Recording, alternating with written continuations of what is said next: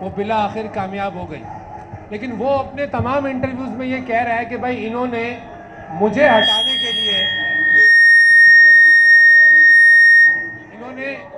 ہٹانے کے لیے فیض حمید کو عہدے سے ہٹوایا. تو جب ہی میں ہٹ پایا، اگر وہ نہ ہٹتا تو میں بھی نہ ہٹتا. اس بات میں کتنی حقیقت ہے؟ اس کا تو مطلب یہ کہ وہ اعتراف کر رہے ہیں کہ جنرل فیض میری پشت پہ تھا اور وہی مجھے بچا رہا تھا. تو وہ تو خود فوج کو فریق بنانے کی اعتراف کر رہا ہے. طلعت بھائی. مولانا صاحب میرا سوال آپ سے یہ ہے کہ کل پوری کابینہ جو ہے وہ لندن گئی ہے اور یہاں باز گشت ہے نئے انتخابات کی. تو کیا آپ نئے انتخابات کے حق میں ہیں یا نہیں؟ اور دوسری جانب زرداری صاحب یہ کہہ رہے ہیں کہ ابھی نئے انتخابات جو ہے وہ نہیں ہونا چاہتے، تو کیا نہیں ہونا چاہیے؟ تو آپ کا اس میں موقف کیا ہے؟ دو باتیں ہیں، اس پر کوئی اختلاف نہیں ہے. نمبر یہ کہ ہمیں فری اینڈ فیئر اور فریش الیکشن چاہیے. نمبر دو یہ کہ الیکشن کرانے سے پہلے اصلاحات چاہیے، چاہے وہ الیکشن اصلاحات کے حوالے سے ہوں یا وہ نیب کے حوالے سے ہوں. اب اس وقت تو نیب انتقامی ادارہ تھا، لیکن ہم اس کو انتقامی ادارہ نہیں بنانا چاہتے، تو اس میں بھی اصلاحات کی ضرورت ہوگی. اب یہ بات کہ فریش الیکشن کب ہونے چاہیے، ایک فاصلہ تو اس کا یہی ہے کہ ہم اصلاحات کی طرف جائیں. دوسرا یہ کہ اب جب پارلیمنٹ کے ذریعے تبدیلی آ گئی ہے تو اب ہمارے ساتھ وہ لوگ بھی ہیں کہ جو پچھلی حکومت کے اتحادی تھے اور اپنا اتحاد چھوڑ کر اب وہ حکومت میں پہلے اپوزیشن میں آئے اور پھر اب حکومت کا حصہ ہیں. تو ہمارے جتنی بھی آج تک فیصلے ہوئے ہیں وہ مشاورت سے ہوئے ہیں. ہم نے کہا کہ حلف نہ لو، لیکن جب سب نے کہا کہ نہیں لینا چاہیے تو ہم سب دوستوں کے ساتھ تھے. اگر ہم نے کہا کہ عدم اعتماد کی بجائے ہمیں تحریک کی بنیاد پر تبدیلی لانی چاہیے تو ہماری رائے تھی. لیکن جب دوستوں نے کہا کہ عدم اعتماد کے حالات مناسب ہیں اور ہم اس کی طرف کامیابی کے ساتھ آگے بڑھ سکتے ہیں تو ہم رکاوٹ نہیں بنے ہیں. اب بھی آئندہ کے انتخاب کب ہوں گے اس کا بھی فیصلہ اتفاق رائے سے ہوگا انشاءاللہ. طارق بھائی جیو سے. مولانا آپ سے سوال یہ کہ آپ نے اپنی تقریر میں بھی اس کا ذکر کیا ہے کہ ملک میں فوج کا ادارہ اس وقت بہت زیادہ تنقید کی زد میں ہے اور فوج کی قیادت بھی. جب تک آپ لوگ اپوزیشن میں تھے آپ نے بھی تقریباً اسی طرح فوج کے اوپر تنقید کی، اب جو اپوزیشن میں ہے وہ بھی. تو اس سے بے توقیری کی ذمہ دار خود ادارہ ہے یا سیاسی قیادت ہے؟ آپ ہماری کسی تقریر میں یہ بات دکھا سکتے ہیں کہ میرے جلسے میں کسی نے فوج کو گالی دی ہو، یہ جو دہشت گردی ہے اس کی پیچھے وردی ہے، باجوہ کو گالی دی ہو؟ کوئی ایسی بات؟ ہم نے تنقید کی ہے کہ اسٹیبلشمنٹ کو غیر جانبدار ہونا چاہیے. جانبداری ہمارے نزدیک ٹھیک نہیں تھی. لہذا آج جو کچھ مناظر ہمیں سامنے ملے ہیں، آپ نے کبھی نیوٹرل کو جانور کہا؟ آپ نے کبھی دہشت گردی کے پیچھے وردی کا نعرہ لگایا؟ آپ کے کارکنوں نے کیا کچھ نہیں کہا؟ آپ نے سپہ سالار کو میر جعفر کہا؟ یہ چیزیں اب سامنے آ رہی ہیں. اس سے قبل کسی کو ادارے یا ادارے کی قیادت کے حوالے سے توہین کا تصور بھی نہیں ہو سکتا. عامر سید. السلام علیکم مولانا صاحب. جب یہ عمران خان کو ہٹانے کے لیے آپ سب لوگوں نے سر جوڑے اتحادی جماعتوں نے، تو آواز آ رہی ہے میری؟ اتحادی جماعتوں کے سارے رہنما اس بات پہ متفق ہو گئے کہ عمران خان کو ہٹانا چاہیے. آپ لوگوں نے میٹنگیں کی، آپ نے ظاہری بات ہے ڈسکس کیا ہوگا کہ جب یہ ہٹ جائے گا تو جو نئی حکومت بنے گی اس میں شیئرنگ فارمولا کیا ہوگا، کس کو کیا عہدے ملیں گے. جیسے آپ نے اپنے بیٹے کو ایک بڑی منافع بخش وزارت دلا دی، تو شیئرنگ فارمولے میں یہ بھی شامل تھا کہ آپ کو صدر مملکت کا عہدہ ملے گا یا اب آپ اس سے دستبردار ہو گئے. اور دوسرا میرا سوال یہ ہے کہ آپ کہہ رہے ہیں کہ عمران خان کی حکومت کو واپس نہیں آنے کی اجازت نہیں دی جائے گی، کہ وہ بیڑا غرق کر دے گا. 3.5 سال میں کر دیا ہے، مزید اور کر دے گا. تو جمہوریت میں تو عوام کو یہ حق ہوتا ہے کہ وہ انتخاب منتخب کرے اپنی حکومت کو. اگر عوام عمران خان کو ووٹ دیتی ہے اور وہ آتا ہے تو کیا آپ پھر ایک لانگ مارچ کریں گے اس کے خلاف؟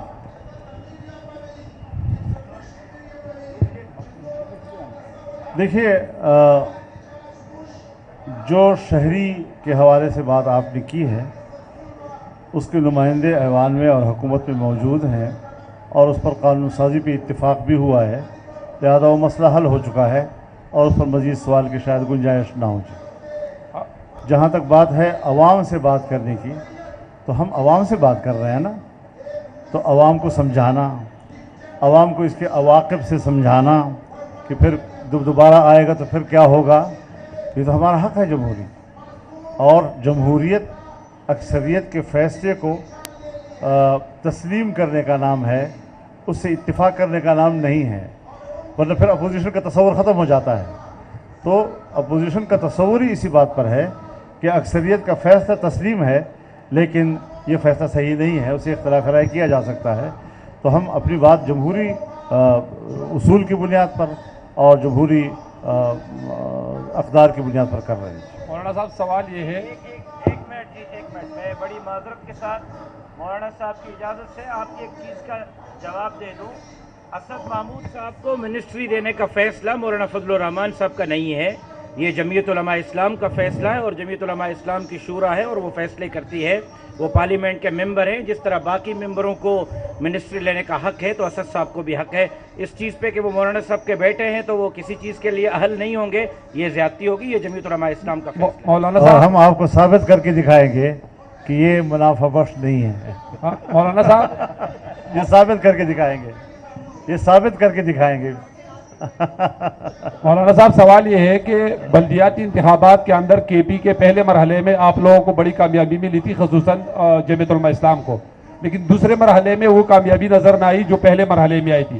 پہلے مرحلے کی کامیابی پر آپ لوگوں نے خوب جشن منایا تھا کہ کے پی سے پی ٹی آئی کا خاتمہ ہوا, لیکن دوسرے مرحلے میں ان لوگوں نے کم بیک کیا. اس پہ آپ کی رائے جاننا چاہتا ہوں. اور ضمن انتخابات میں بھی پی ٹی آئی کی جو ایم این اے کا انتقال ہوا تھا, ان کی حکومت کے خاتمے کے باوجود بھی کے پی سے ان لوگوں نے وہ سیٹ نکالی. اس پہ آپ کی کیا رائے ہے؟ وہاں ابھی ان کی حکومت ہے, پی ٹی آئی کی حکومت ہے, اور اگلے مرحلے پر جو انہوں نے پیسہ جھونکا ہے, جس طرح جھونکا ہے پیسہ انہوں نے, اور پھر بلدیاتی الیکشن میں میں تو حیران ہوں اس بات پر. مجھے تو اپنے علاقے کا پتہ ہے کہ اگر سرکار کی طرف سے 1.98 ارب کا فنڈ الیکشن کے دنوں میں دیا جاتا ہے اور امیدوار بھی 50-60 ارب خرچ کر لیتا ہے, تو ایک تحصیل کے اندر 2.5 ارب روپے ایک کینڈیڈیٹ خرچ کر سکتا ہو, تو آپ بتائیں کہ پھر 2-3 ہزار کے ووٹ کا فرق جو ہے اس کو آپ خود اندازہ لگائیں کیسے مینیج کریں گے آپ. مولانا صاحب میرا سوال یہ ہے کہ عمران خان نے لانگ مارچ کی کال دی ہے, 30 مئی کی ڈیڈ لائن دی گئی ہے کہ 30 مئی تک اگر یہ حکومت نہیں گئی تو ہم جو ہے وہ ان کو خود بھگائیں گے, اور خانہ جنگی کا بھی انہوں نے کہا ہے کہ خانہ جنگی ہوگی. دیکھیے, کوئی خانہ جنگی نہیں ہوگی. میں ایک بات واضح کر دینا چاہتا ہوں کہ مردہ لاش کے اوپر اپنوں کو رونے کا حق حاصل ہے, وہ ہم حق دینا چاہتے ہیں لوگوں کو جو ان کے میت کے اوپر کھڑے ہو کر, اور اگر 1 کروڑ لوگ بھی جمع ہو جائیں ان کے میت کے اوپر تو ان کو زندہ نہیں کر سکیں گے انشاءاللہ. تو ہمیں کوئی خوف نہیں ہے, یہ سب کام ہمارے اپنے ہاتھ کے دائیں ہاتھ کے کھیل ہیں, کوئی مسئلہ نہیں انشاءاللہ. السلام علیکم مولانا منظر رضوی میرا نام ہے. آپ سے سوال یہ, کل مجھے سابق صدر آصف علی زرداری سے سوال کرنا تھا, میں ادھر بیٹھا ہوا ہوں. آصف علی زرداری صاحب سے کرنا تھا, موقع نہیں ملا, تو یہ سوال اسی لیول کے آپ لیڈر ہیں, یہ سوال آپ سے کر رہا ہوں. امریکہ مخالف بیانیاں لے کے چل رہے ہیں کپتان جو ہے, امریکہ مخالف بیانیاں یہاں بڑا مشہور ہوتا ہے. گو امریکہ گو کی تحریک بھی چلی, بعد میں پتہ چلا وہ چلو امریکہ چلو کی تحریک تھی. تو کہیں ایسا تو نہیں ہے پی ڈی ایم جو ہے امریکہ کے ڈبل گیم کا شکار بن رہی ہو؟ پتہ چلا ہے جو امریکہ مخالف باتیں کر رہے ہیں وہ امریکہ کے آدمی نکلیں. ایک سوال یہ ہو گیا. دوسرا سوال یہ ہے کہ آپ کے صدر بننے میں کیا رکاوٹ آ رہی ہے؟ میرے سوال کا پہلا کسی کا جواب تو آپ نے دے دیا ہے کہ ایک میں نے کہا نا جی کہ ایک ہوتا ہے کاز, جب ہم کریں گے تو کاز ہوگا, اور جب وہ کریں گے تو کارڈ ہوگا. تو کاز اور کارڈ میں ذرا فرق سمجھنا چاہیے. اور صدر تک جہاں تک بات کا مسئلہ ہے, ایک منصب ہے, آئینی منصب ہے.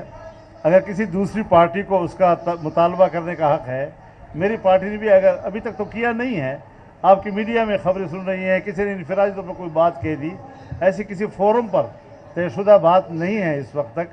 وہ جو طے ہوگی تو پھر اس کے بعد ہم کہہ سکیں گے کہ ہاں. لیکن اس وقت تک تو اگر آپ سمجھتے ہیں کہ رکاوٹ کون ہے تو بیٹھا ہوا رکاوٹ ہے. اچھا مولانا صاحب, میرا سوال وہی ہے جو کل میں نے ایک اور شخصیت سے بھی کیا تھا. کیا سیاسی جماعتیں, مولانا صاحب اس طرف, کیا سیاسی جماعتیں इस पॉइंट पर मुत्तफिक हो सकती हैं, बैठ सकती हैं कि जो अस्करी इदारे हैं उसमें से पॉलिटिकल विंग्स ख़त्म की जाएं, ताकि आइंदा किसी भी हुकूमत को ना तो डिक्टेशन दी जा सके और ना ही इस तरह जैसे आप सिलेक्टेड कहते रहे, इस तरह के सिलेक्टेड हुक्मरान आते रहे। इस पर तो मेरे ख्याल में मैं जो तफसीली बयान दे चुका हूँ आपको, वो उसका खुलासा यही बात है जो आपने फरमाई है। हम यही चाहते हैं कि कोई इदारा जो अपने सिपाही को भर्ती करने के बाद या किसी एक नौजवान की कमीशन हो जाने के बाद पहला हल्फ वो यही उठाते हैं कि हम सियासत में हिस्सा नहीं लेंगे, तो उसी पे कायम रहना चाहिए और उसी से इदारों का वक़ार और एहतराम बनता है। अच्छा मौलाना साहब, मेरा सवाल ये है कि मुल्क में एक ये भी बहस चल रही है कि नवाज शरीफ साहब वापस आए या ना आए, आपका इस बारे में क्या मौक़िफ़ है? और दूसरा सवाल, आपकी पार्टी के जो नाराज़ लोग हैं इलेक्शन में, क्या आप उनको एग्री कर लेंगे कि वो आपके साथ वापस आ जाए? अकरम भाई, अकरम बलोच। जहाँ तक है मियाँ नवाज शरीफ साहब की बात, तो ज़ाहिर है वो जिस ग्राउंड पे गए हैं उन्होंने उसी ग्राउंड पे ही वापस आना है और उसका फ़ैसला मैंने नहीं करना, उन्हीं लोगों ने करना है जिन्होंने उस वक्त उनके जाने के लिए फ़ैसला किया था।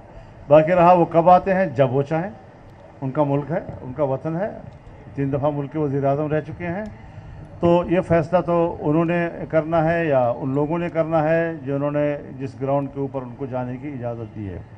लेकिन ताहम जब वो तशरीफ़ लाएंगे तो कुछ कानूनी तकाज़े ऐसे हैं कि उसके आने से पहले पूरे करने पड़ेंगे, ये बात अपनी जगह पर है। दूसरा क्या हिस्सा था आपका जी? हाँ, नाराज़ तो हमारे यहाँ कोई नहीं है अल्हम्दुलिल्लाह। वो पार्टी जमीयत उलमा इस्लाम ही है कि जिसके अंदर के सफ़ों में आप किसी पर नाराज़ की उंगली नहीं रख सकते। अल्हम्दुलिल्लाह हमारी सफ़ों में वहदत है। अगर आपका उन लोगों की तरफ इशारा है तो फिर मौज है दरिया में और बैरून दरिया कुछ नहीं वाली बात कहूँ। अकरम बलोच। मौलाना साहब इस तरह देखें सामने, बिल्कुल जी। अकरम बलोच, कैपिटल टीवी। मौलाना साहब, कल मैंने ये सवाल साबिक सदर आसिफ अली जरदारी से किया था, लेकिन उन्होंने मुझे जवाब नहीं दिया था इस सवाल का। आई होप कि आप मुझे जवाब देंगे। ये तासुर पाया जाता है कि अब भी इस्टेब्लिशमेंट का एक बड़ा हल्का इमरान खान के पुश्त पर है, क्योंकि इमरान खान को मुकम्मल आज़ादी दी गई है। वो और उसकी टीम बार बार आइन शिकनी के मुर्तकिब हो रहे हैं। इसके अलावा वो इंतशार की सियासत फैला रहे हैं, धमकियां दे रहे हैं, मार्शल की धमकियां, खूनरेज़ी की धमकियां, लेकिन कोई उनका कुछ भी नहीं कर रहा है। तो क्या आप नहीं समझते हैं कि इस्टेब्लिशमेंट ने आपको ट्रैप किया, आपको और पीडीएम को?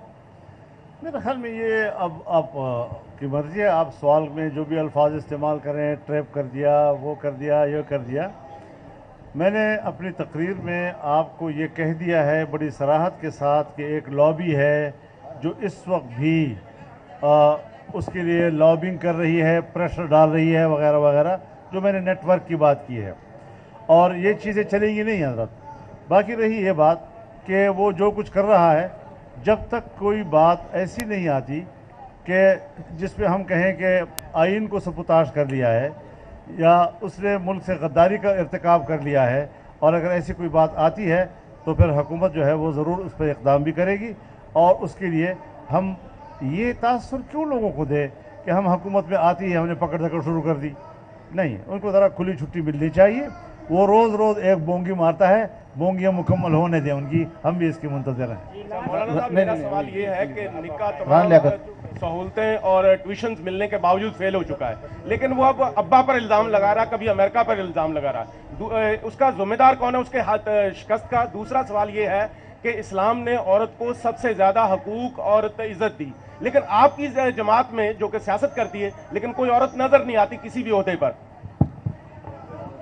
हमारे पार्लियामेंट के अंदर ख़वातीन की क़ियादत हमारी ख़ातून कर रही हैं, और ये वो ख़ातून है जिसने कि पाकिस्तान की तारीख़ में पहली मरतबा असम्बली के नशिस्त की सदारत की है। हमारे यहाँ मसीही ख़ातून हमारी मेंबर रही हैं। हमारे इस वक्त भी असम्बली के अंदर मसीही अरकान मौजूद हैं। हमारे इस वक्त भी सूबा खैबर पख्तूनख्वा में ख़वातीन मौजूद हैं। हमारे इस वक्त भी वहाँ पर अक़लियतों के नुमाइंदे मौजूद हैं। लिहाजा एक सियासी जमात के नाते हम पाकिस्तान में نہ خواتین کے حقوق کو نظر انداز کر سکتے ہیں، نہ ہم کسی مکتب فکر سے وابستہ لوگوں کے حقوق کو نظر انداز کر سکتے ہیں، نہ ہم نان مسلمز کے حقوق کو نظر انداز کر سکتے ہیں۔ سیاسی جماعت جو ہے وہ آئین کے حوالے سے، اور یہ کہ اگر وہ شیڈو گورنمنٹ ہے، کل اس نے حکومت بنانی ہے تو حکومت سے پہلے بھی ہمارے رویے وہ ہونے چاہیے کہ جو حکومت کے بعد ہم نے اپنانے ہوتے ہیں۔ لہذا یہ بات شاید آپ عام ایک مذہبی حوالے سے لوگوں کے بارے میں جو ایک تاثر ہے اس حوالے سے کر رہے ہیں۔ جمعیت علماء بڑی میچورڈ پولیٹیکل پارٹی ہے جی۔ فیاض قریشی، مولانا صاحب، سندھ ٹی وی نیوز سے میرا تعلق ہے۔ مولانا صاحب، خواجہ آصف نے انٹرویو میں کہا ہے کہ وقت سے قبل انتخابات ہو سکتے ہیں، تو کیا یہ پی ڈی ایم کا موقف ہے؟ آپ بھی اس بات سے اتفاق کرتے ہیں یا صرف یہ بات نون لیگ کی حد تک محدود ہے؟ میرے محترم، میں بڑے ادب کے ساتھ عرض کروں گا کہ میں پی ڈی ایم کا بھی سربراہ ہوں، میں اپنی پارٹی کا بھی سربراہ ہوں۔ میں سیکنڈ لائن کے لوگوں کا جواب نہیں دیتا، نہ اس پر تبصرہ کرتا ہوں۔ پارٹی قیادت کی طرف سے کوئی بات آئے گی تو اس پر بات ہوگی انشاءاللہ۔ مولانا صاحب، میرا نام نواب علی شاہ ہے اور میں پی ٹی وی نیوز سے ہوں۔ آپ کی بات سے ایک چیز تو کلیئر ہو گئی ہے کہ ریاستی اداروں کا ابھی بھی کچھ حصہ عمران خان کے ساتھ ہے، تو آپ کی سیاسی بصیرت کیا کہتی ہے کہ اس کا سیاسی مستقبل کیا ہے؟ میرے خیال میں ایک شخص جو اپنی کارکردگی کی بنیاد پر، اس کو کسی نے ہٹایا نہیں ہے، کارکردگی کی بنیاد پر خراب ہوا ہے۔ پبلک نے دیکھا کہ کس طرح اس نے 3 سال 4 سال ملک کو بٹھایا ہے۔ اب ایک پرچی کے پیچھے چھپنا چاہتا ہے، نہیں چھپ سکتا ہے جی۔ وہ کارکردگی دکھائے نا، اس پہ بحث کرے، اس نے ملک کو دیا کیا ہے، کیا پرچی دکھا رہا ہے کہ یہ امریکہ سے آیا ہے، امریکہ بھی تردید کر رہا ہے، آپ کی قومی سلامتی بھی تردید کر رہی ہے، اور پرچی ہے اٹھائے۔ اب وہ چھوڑ دیا اس نے، وہ بیانیہ نہیں چلا، میں آپ کو بتا دوں۔ اب اس نے کوئی میر جعفر والی بات اٹھا لی ہے، وہ بھی ختم ہو جائے گی وہ 2 دن کے اندر، کیونکہ اس نے کہا کہ میری مراد جو ہے وہ باجوہ صاحب نہیں تھے، وہ تو شہباز شریف تھے۔ تو شہباز شریف سپہ سالار کب تھے؟ کیا آپ نے سپہ سالار کا نام لے کر اس پہ میر جعفر کا لفظ کہا؟ تو یہ ساری چیزیں ایسی ہیں کہ جو عارضی باتیں ہوتی ہیں۔ آپ بڑے سنجیدہ لوگ ہیں، بڑے دانشور ہیں، آپ جس محاذ پر بیٹھے ہوئے ہیں، ان بھول بھلائیوں اور گپ شپ ہی لیتے رہیں، اس کو انجوائے کرتے رہیں، اس سے زیادہ کوئی زیادہ سنجیدہ نہ لیں ان باتوں کو۔ مولانا صاحب، میرا نام ارباب چاٹیو ہے اور میں اس چینل سے تعلق رکھتا ہوں جو آپ سے بے پناہ محبت کرتی ہے، ARY اور آپ سے سوال بھی محبت والا ہے۔ آپ عمران خان سے محبت کرتے ہیں یا نفرت؟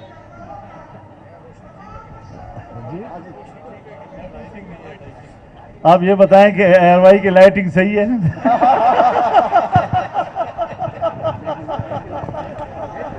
عبد الجبار ناصر، مولانا عبد الجبار ناصر، دنیا سے۔ میرا مختصر آپ کا سوال تو میرا اپنا سوال ہوتا ہے۔ میرا سوال صرف اتنا ہے، یہ بتائیں، آپ نے فرمایا تھا کہ بہار آئے یا نہ آئے، خزاں جائے، اس سے مراد آپ کے کیا عمران خان تھے یا کوئی غیر جمہوری عمل تھا یا دونوں مراد تھے؟ آپ پھر ایک دفعہ شعر ٹھیک کر لیں۔ کراچی میں بیٹھے ہوئے ہیں، یہاں اردو والے لوگ بیٹھے ہیں، کوئی کس سے آ کر بیڑا کر کر دے اردو کا۔ خزاں جائے، بہار آئے نہ آئے۔ اچھا مولانا صاحب، اب بہار کے آنے کی کوشش کریں گے۔ اچھا آخری سوال ہی سمجھ لیں، عاجز جمالی، ویسے آپ سے محبت ہے۔ کراچی پریس کلب آنے پہ ایک تو خوشی ہوئی سب کو، ہمیں بھی۔ سوال میرا یہ ہے کہ مختلف ضمنی انتخابات میں یہ محسوس ہوا کہ اپوزیشن کی مختلف جماعتیں ایک دوسرے کے خلاف الیکشن میں کھڑی ہوتی ہیں۔ کیا مستقبل میں ایسا کوئی امکان ہے کہ پیپلز پارٹی، مسلم لیگ نون، آپ اور پی ڈی اے میں شامل دیگر جماعتیں مل کر آئندہ الیکشن میں ایسا کوئی الائنس بنائیں جو الائنس کی صورت میں الیکشن میں حصہ لے؟ یہ ممکن ہے؟ دیکھیے، میں اس سلسلے میں ایک الیکشن کے تجربات سے گزرا ہوا آدمی ہوں۔ آپ اگر مجھے ذرا تھوڑی بات کرنے دیجیے۔ ایک منٹ حضرت، ذرا ایک منٹ۔ ایک ہے کہ جو اتحاد پہلے موجود ہے وہ تحریک کے لیے تھا، انتخابی اتحاد نہ تھا۔ اس وقت بھی جو ہمارا اکٹھ ہے وہ پارلیمنٹ کے اندر کہ جتنی بھی کل کی اپوزیشن تھی، آج وہ حکومتی اتحاد ہے۔ अगले इंतखाब में क्या होना है उसको माजी के अंदाज में छोड़ें। जिस तरह हालात बनते जाएंगे हम इस हवाले से सोचते जाएंगे, क्योंकि एक पार्टी है वो पंजाब में उसकी पोजीशन और है, उसको वहाँ पर उसके मफाद के मुताबिक और तरह की इत्तेहादी चाहिए। सिंध की एक पार्टी है, उसको वहाँ के माहौल के मुताबिक उसको अपनी इत्तेहादी चाहिए उसके इंतखाबी मफाद के लिए। बलूचिस्तान है, केपी है, वहाँ की पार्टियों की वहाँ के हालात के मुताबिक एडजस्टमेंट करनी होती है। तो ये चीज़ें हमेशा इंतखाब के दिन करीब आने के वक्त फिर इन चीज़ों को डिस्कस किया जाता है। सियासी पार्टियों का बाहमी इत्तेहाद ये खारिज इम्कान नहीं है, लेकिन ये है कि उसके लिए क्या हिकमत अमली बनाई जाती है, अभी उसके लिए वक्त है। बहुत शुक्रिया।